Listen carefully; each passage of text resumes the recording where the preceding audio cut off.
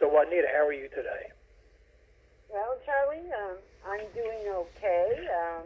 Having some challenges. I'm glad you're here tonight. I have my place upside down under construction, so I'm doing a call in my car tonight, so I don't interrupt. So anyway, if anybody wants to know what I'm up to, that's what I'm up to. And you, Charlie, how's your day going?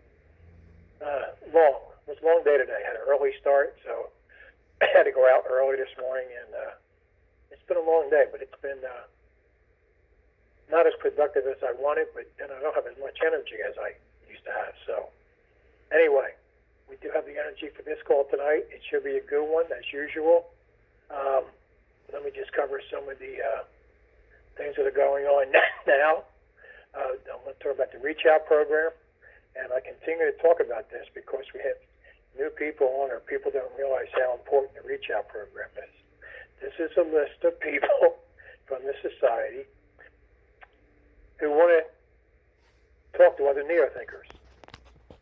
You notice Charlie has the same cough as Mr. Steve Fagan had. He keeps on coughing just like Steve Fagan did. Think about it.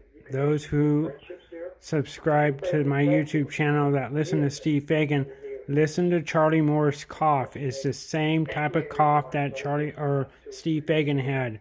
But Charlie Moore's cough seems to be a little worse.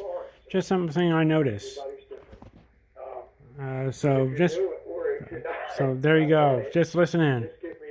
I'm not gonna give phone numbers and access codes and all that stuff. They're just giving phone numbers to the Reach Out program. It's access to getting a hold of other members. That's basically what it's about. So that's what's going on.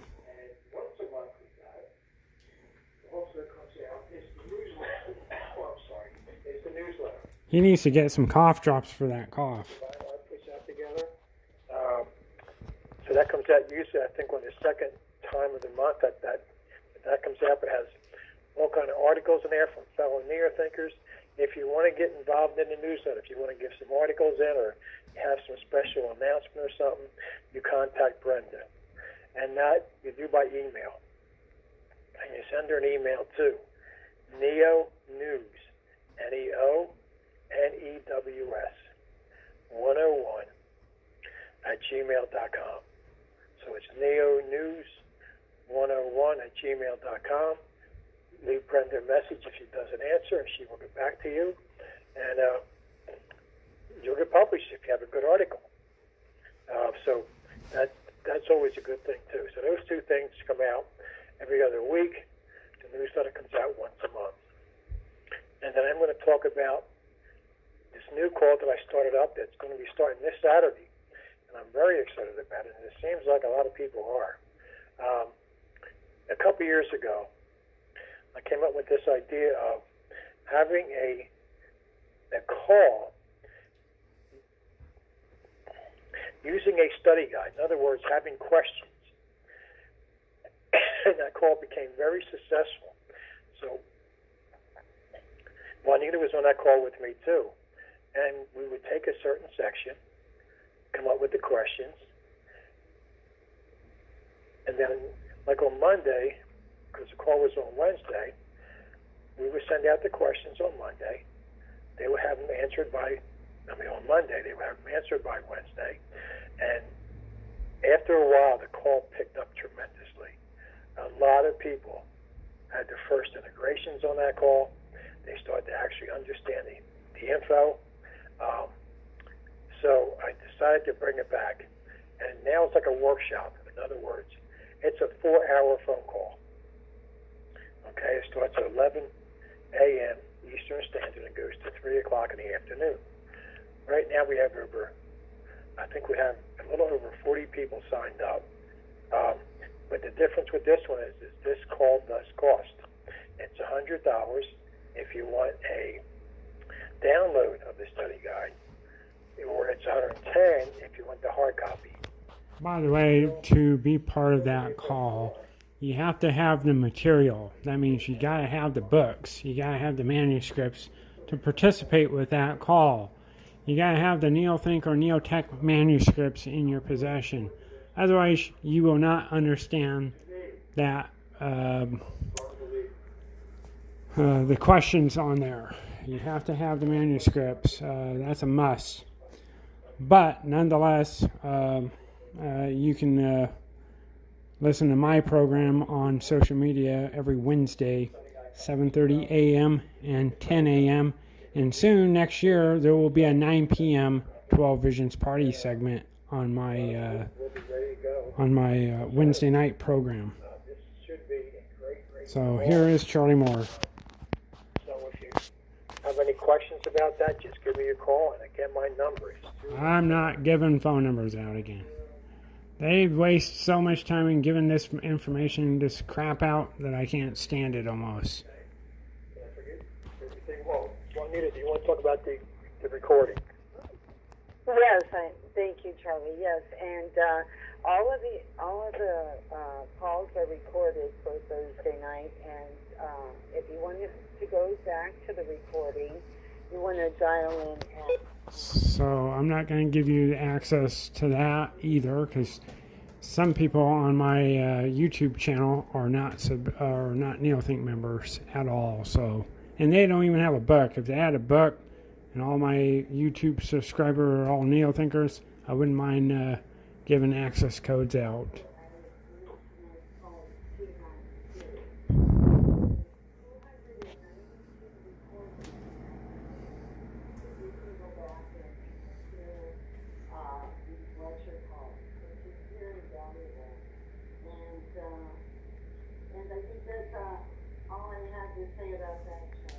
Here we go. Unless there's something else you want me to talk about, I wanted to say one more thing about your study thing on Saturday, if I may. I think when you said it's going to be off the charts.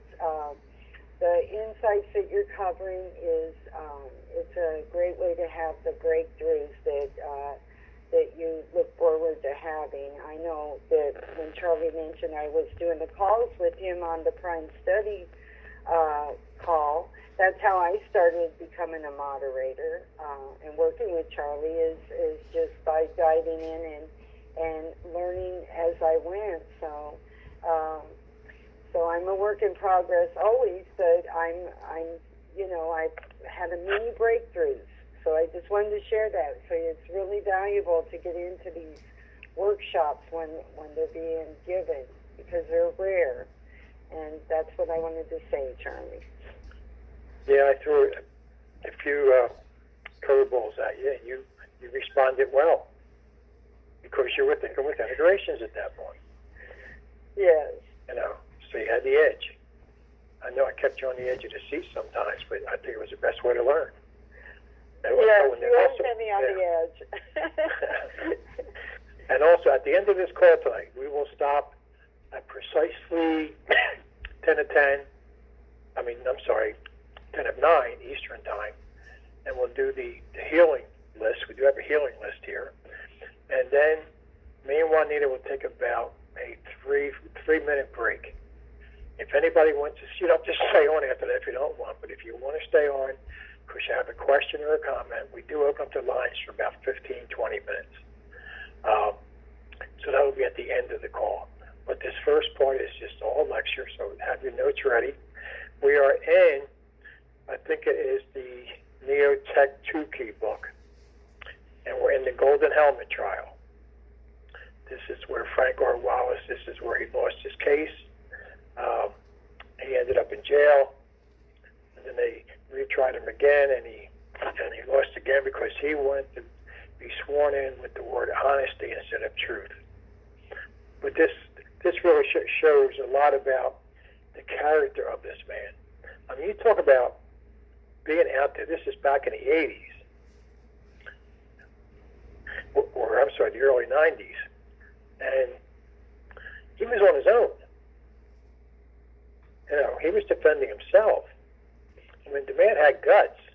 The man believed in what he came up with here.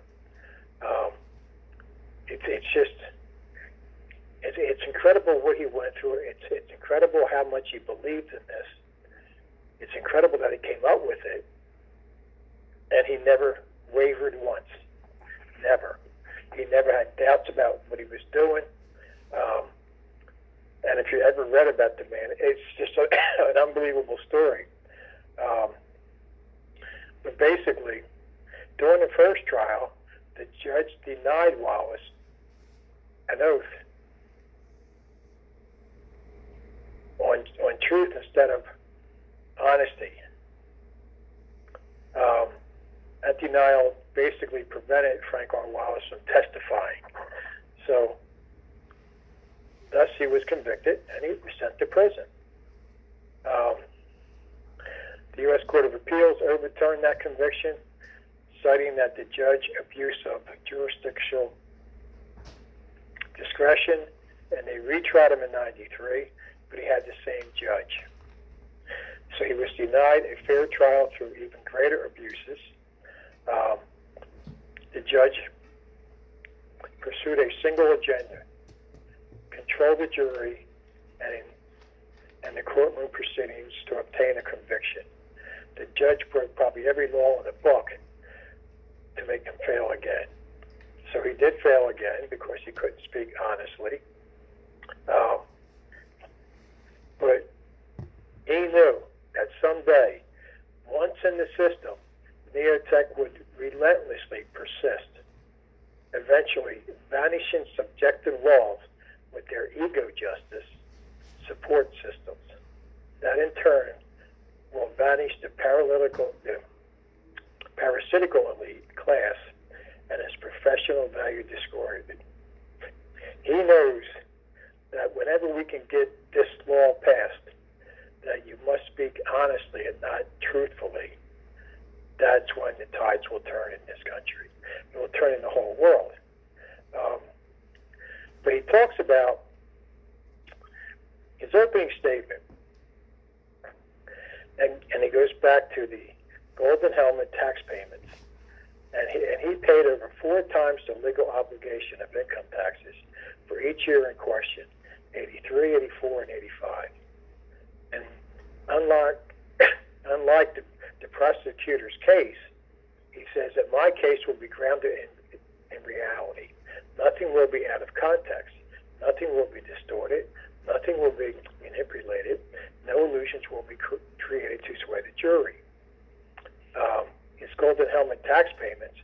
From my testimony, you will also realize why only Golden Helmet tax payments will reduce our national deficit and our declining economy, create good jobs, bring lower taxes, and develop benefits to everyone. Now, let's get into some of the nitty-gritty here.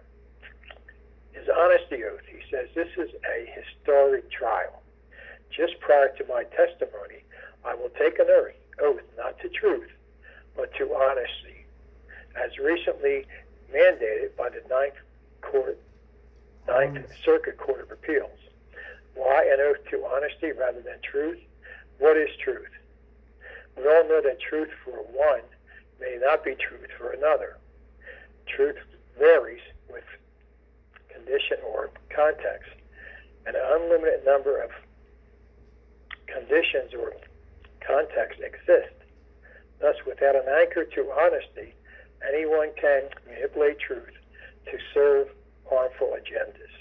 Truth, therefore, can be served bad laws, subjective laws, which means arbitrarily laws designed to advance self-serving political, bureaucratic, and personal agendas. By contrast, everyone knows what honesty is. It is the same for everyone. No one can manipulate honesty.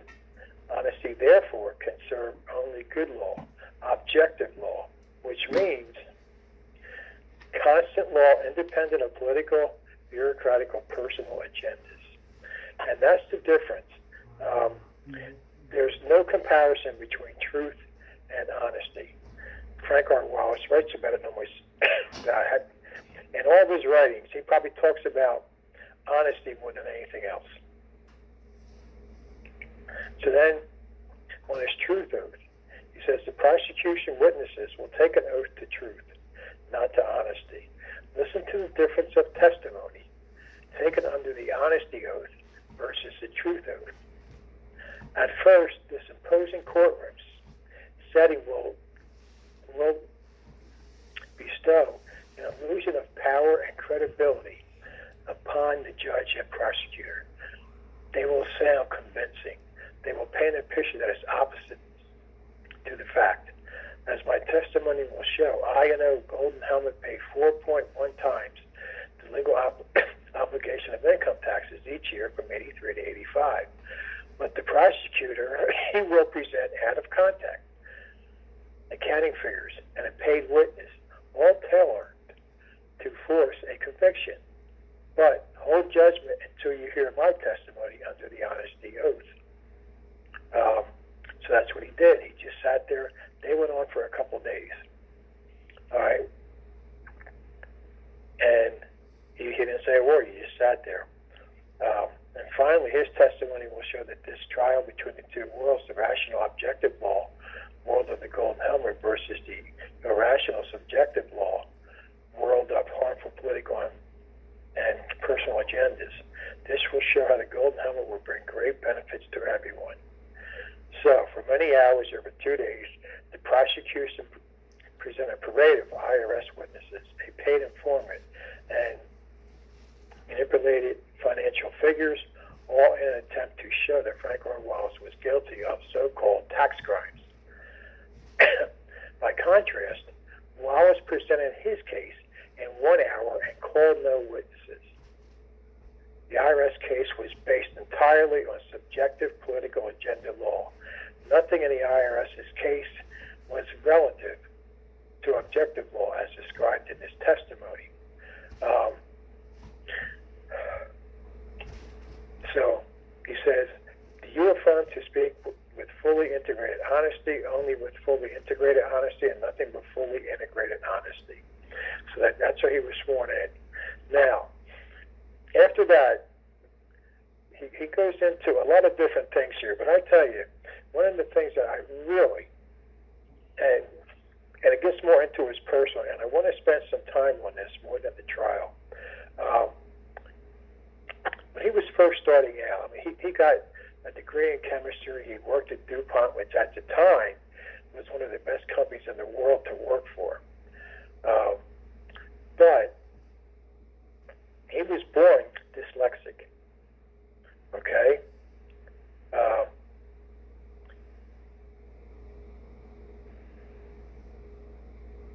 Almost, he actually, because of his dyslexia, I could not even write an effective memo and had read only one classic in literature. Okay? So he had a hard time expressing himself on paper because of dyslexia. Now, this is where basically he took the page right out of the author that we always talk about. I always forget his name, Jack London. Jeez. All right.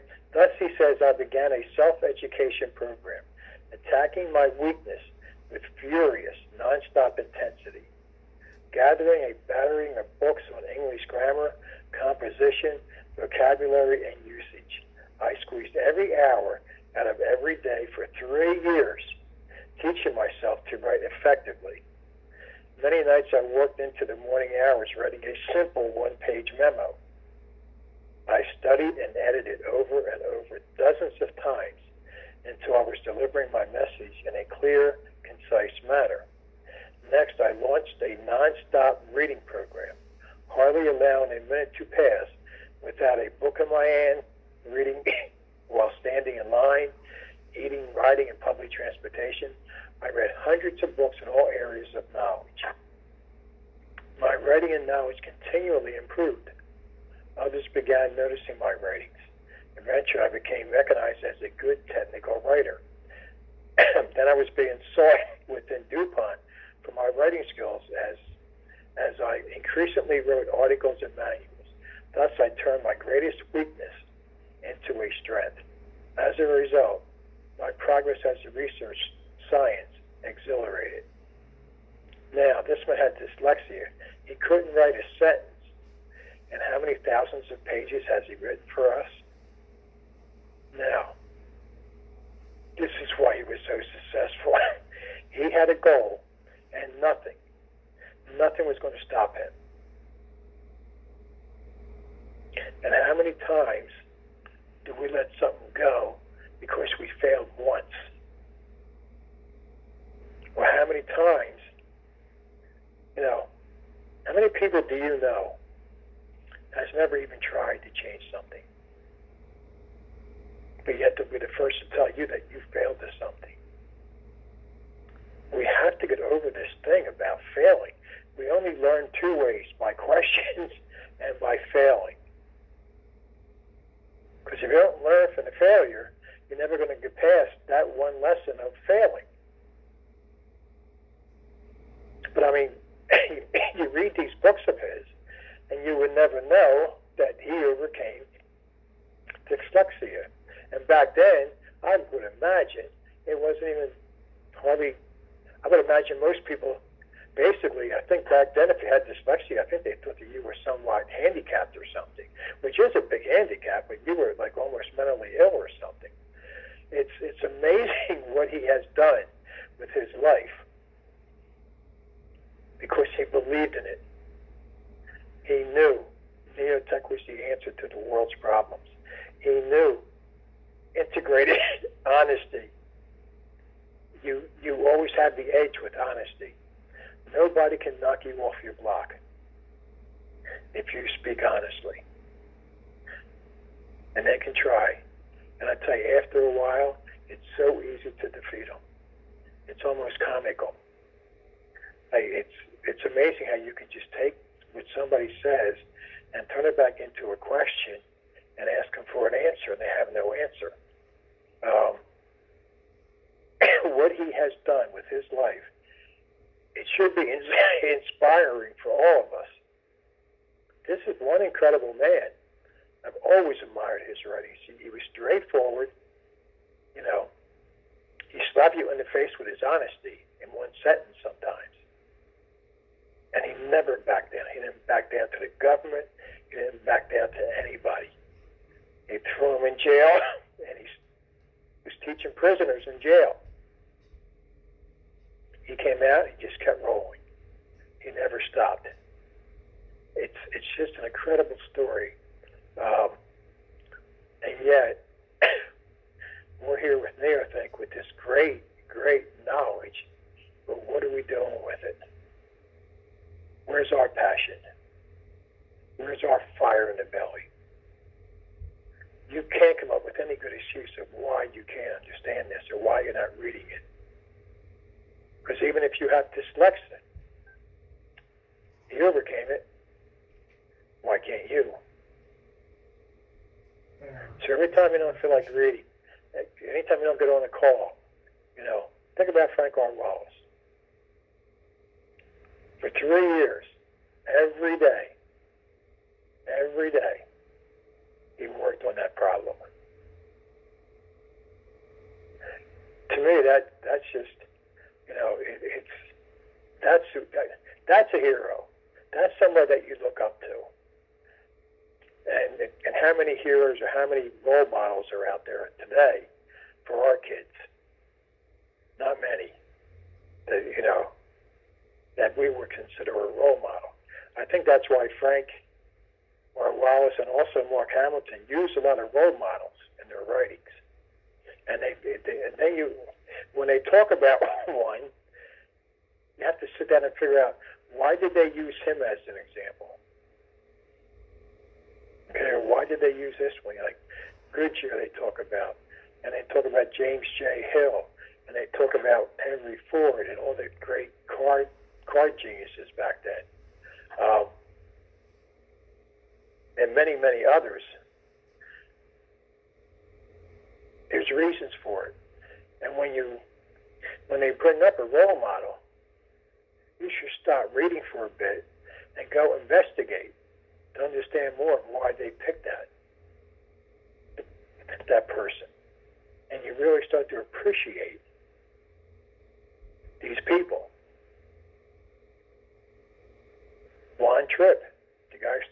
America. I mean, the airline. I just went blank on the air. Actually, I own stock in it. Pan Am.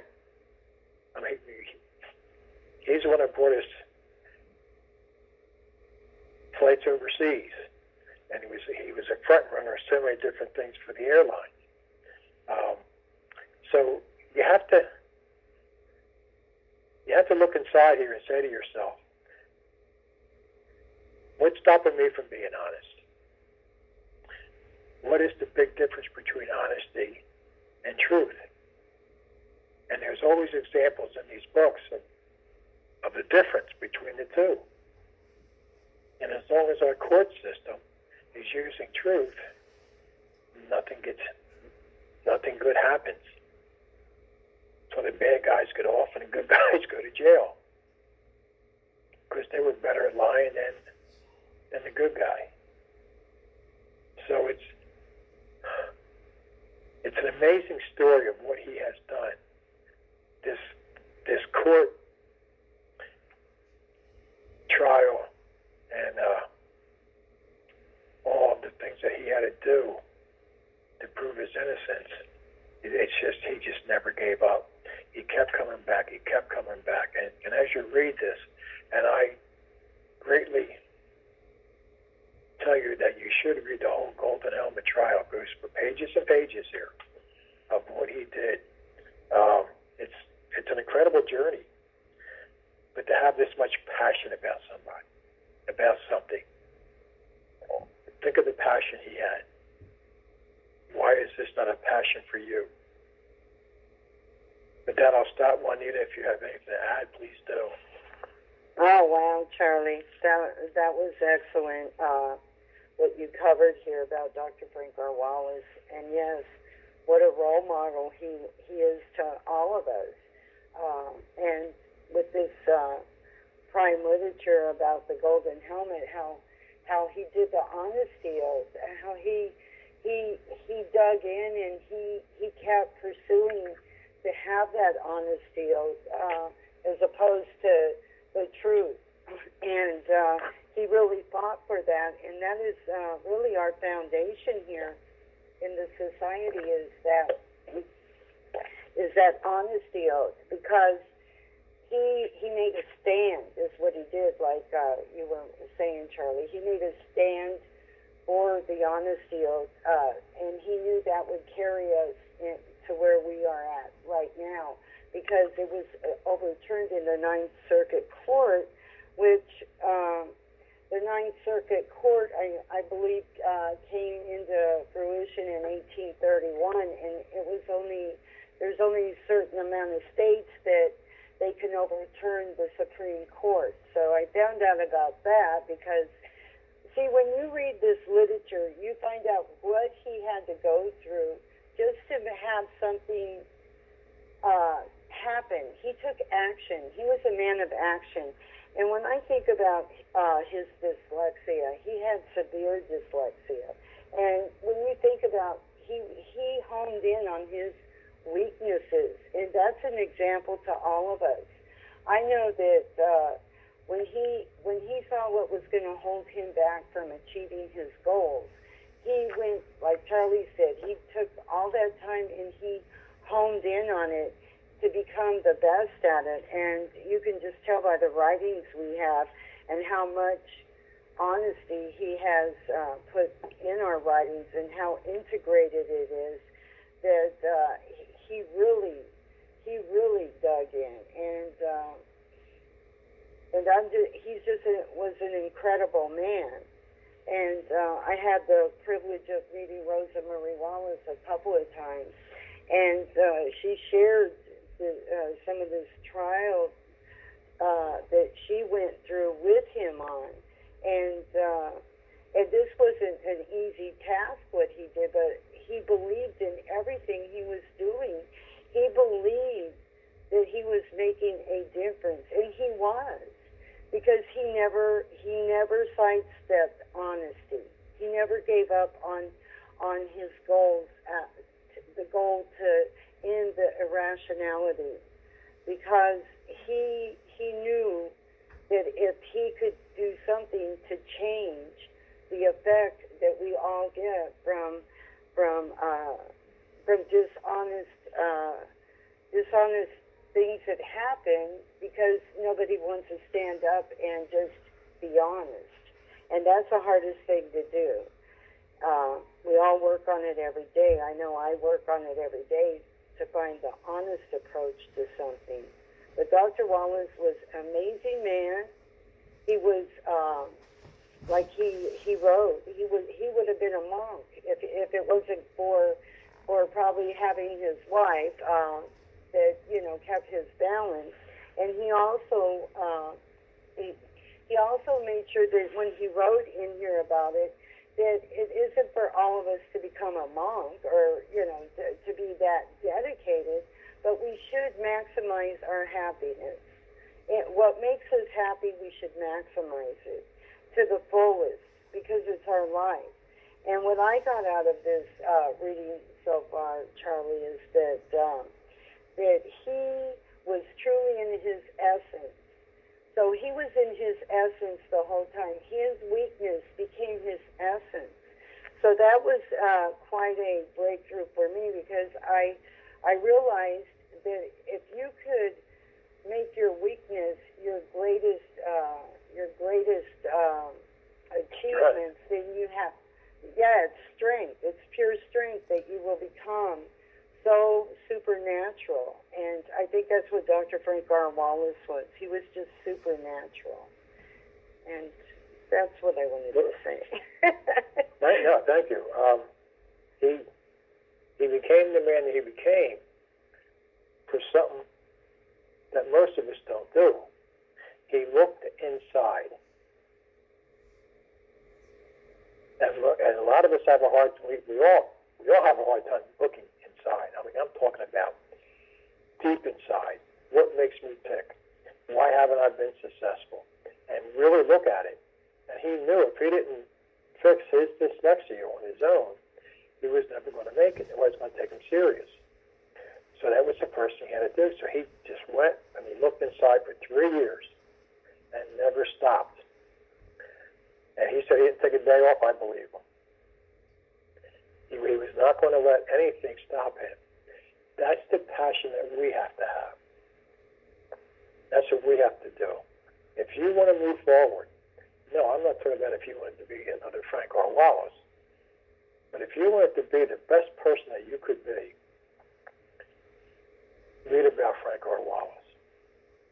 Do some of the things that he did, but don't be afraid to look inside.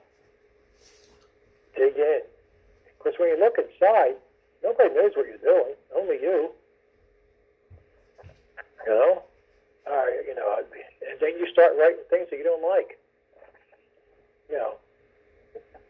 What is it that's stopping me from doing this? What is it that's stopping me from doing that? And just write that question down. What's stopping me? And after a while, when you start to look just a little bit inside, then all of a sudden you realize, oh, well, it's this, and it's that, and then this too, I think. It could be fear. It could be, I just don't like myself when I do lie. All different things start to come out.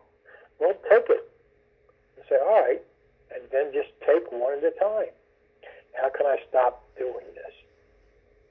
What do I have to do to become more honest or to become more confident, to understand these books better? Why haven't I taken the writings of these books and taken action with them? What's stopping me? And you start digging in. And after a while, it gets a little easier. But then all of a sudden, you start to realize, well, I feel a little better about myself. I'm starting to understand this information now. And your passion starts to go up. Your confidence definitely goes up. And you start making some breakthroughs with this information. That's, he would have never got this far if he didn't look inside and start changing something so difficult. Because back then there was no really a lot of books on dyslexia. He basically just said, this is how I'm going to do it. So he started to read a lot of books. He started to read a lot of English. He just to see how these great writers wrote. And he studied and he studied and he tried this and he tried that. And I can imagine sometimes he was probably just like furious that he wasn't ever going to finish, that he was never going to get there. I mean, I would think there were some days there where he probably felt very low. But he kept going and he kept going. Now, I am no Frank R. Wallace. I've learned a lot here. I've done it mainly on my own. It was a passion for me from the first book I bought here 11 years ago, and it's still a passion for me. But I gave up a lot, and I studied a lot, and I read a lot, and I did this and I did that. And I sit here, and sometimes I'm amazed at what I've learned here, and that I'm helping people move forward. And being through this sickness for the last almost 2 months now, and I found out that people care. People respect me for what I've done, and that's the first for me in my life ever. I didn't know I could affect people this way. I didn't know people really cared, and the energy that they sent me, and how I'm getting better and better. And I feel this energy every day. I can't let them down. Now, some days I sit here and I'm so exhausted, but yet I got to do something because I don't want to let you down. But you got to take that energy that you have and put it into you. Yeah, this takes a lot of work, and I still work hard at it. I'm still learning from these books, and I can't wait for Saturday's call for one reason. I know I'm going to learn something new. Because someone's going to answer one of these questions with a whole different angle than anyone else has ever heard for that particular piece of the literature. That's what I found out when we did this call for a couple of years. So you never know what you're going to get on these calls, but I know one thing. You're going to learn. And you're going to hear some integrations, and you're going to have integrations. And then people get on the call and say, wow, that call last week, I had this integration this week. I can't believe I did. I can't believe that I came up with this thought. And that's the exciting part. That's why I've taken this call and put it back to life, because it's going to bring us all back to life if you let it. If you're going to get the passion back for Neothink or Neotech, get on this call. I'm not saying it because I'm making some dollars out of it, because I know it's going to help you. But I'm charging because I want you to put some skin into the game. And it's not much. Okay? $100 a month. But you're going to get so much back. Because, like in the first study guide, there's 49 questions. And when they're going to finish that first study guide on the first day. So a lot of people I know, they're saying that they're so excited because they've been reading the first insight. They've been answering some of the questions. And then each week you're going to answer more and more to where you'll have all the questions ready to go.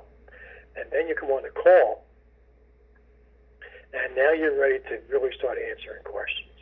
Now you're ready to raise your hand because you're prepared now. It's a great feeling. We all have breakthroughs on that call. And I'm not here to talk, but this is where it takes you, all this. I can remember it was the end of the last year of the call, and it was in December, and I called Juanita up, and I said, well, Juanita, we got to change this call around a little bit. We got to really jump in this. And I said, we're going to do a study guide on the zero. And I thought Juanita was going to drop dead on the phone. No. Me and Steve Fagan did a thing on it on the Powers call a couple of years prior, and we dug into it, but not like it really deserves. I think it's one of the greatest pieces of information ever written with Neothink. So we got into it. I said, well, Anita, don't worry about it. I'm taking control of this one. I was pushing myself. because I knew it, but I didn't know it as well as I should have known it. So I was learning at the same time.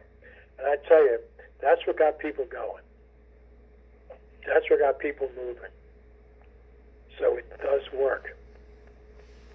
But don't you want to feel that way again? Yeah. Yes, Charlie. I remember I was absolutely petrified. If you Well, to be honest with you, so was I. Yes, because that was very intense writings there, and there was a lot of digging in to do. But so much came out of that study guide of the philosophical zero. I mean, we had some members just they excelled. They had many breakthroughs. I know you were getting emails constantly, and they're excelling to this day. They're moving forward because they learned how to study it, how to really dig into it. So it was a great lesson for me. I'll tell you, it just made me better at doing the calls, because you know how I first started out. I was you had to call me and check if I was going to still be breathing for the call. I mean, I didn't know if I could pull that call off or not. It was an idea that I came up with, and I talked to Steve Fagan about it, and I said, what do you think? He said, I think it's an absolutely great idea. I said, I really do think it's a good idea, and I said, I really do think it will work, but I had no idea. So the first year of that call was like, it was going, but it wasn't what I wanted, though.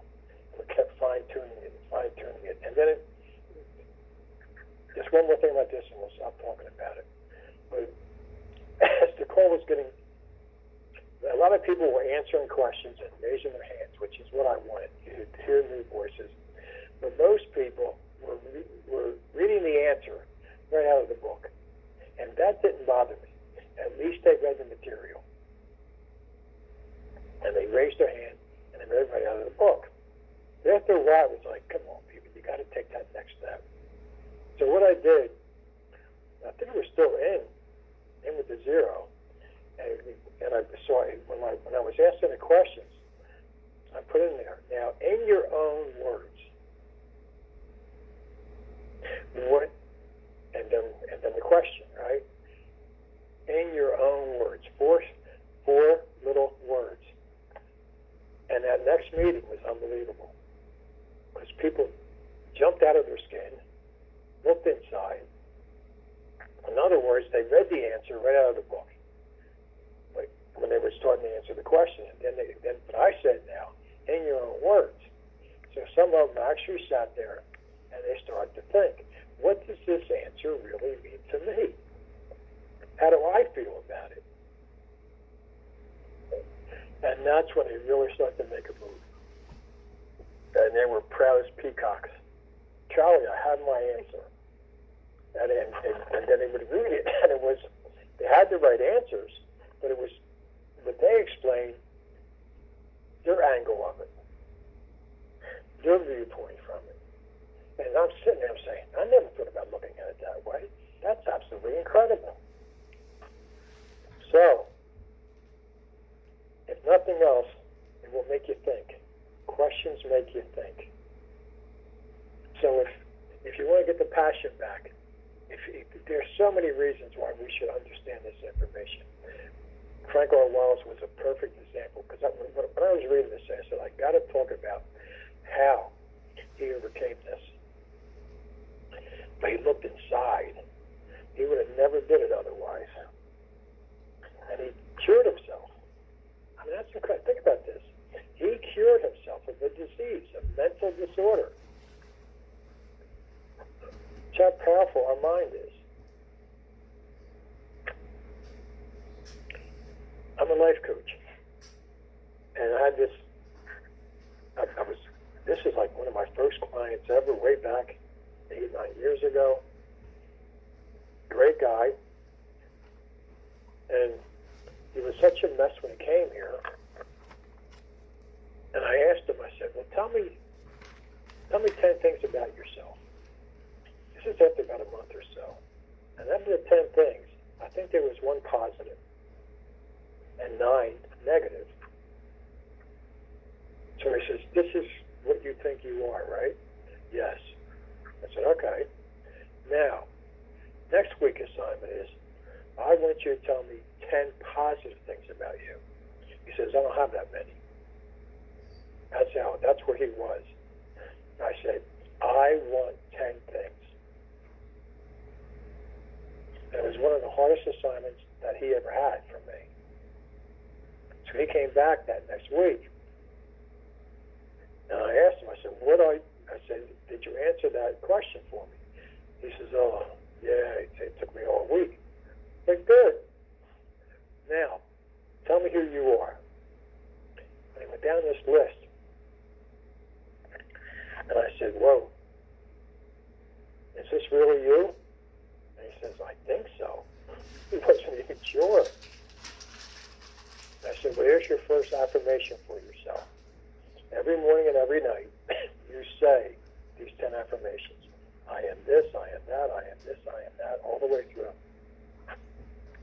And then after a while, because he had a habit of saying, well, this stopped me because of my this or my that, and he always talked about the negative. So after a while, I was really noticing he wasn't moving up on it.